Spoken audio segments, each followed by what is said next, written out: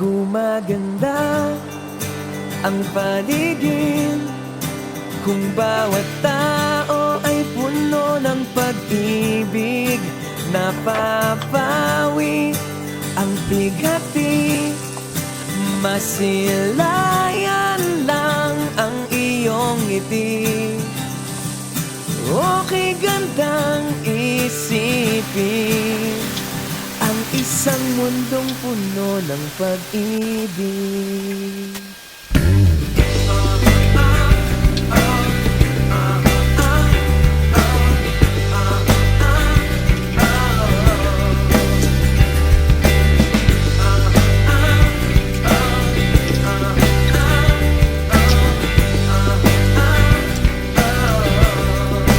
Parang isang bulaklak na kay ganda na inabot mo sa iyong sinisinta.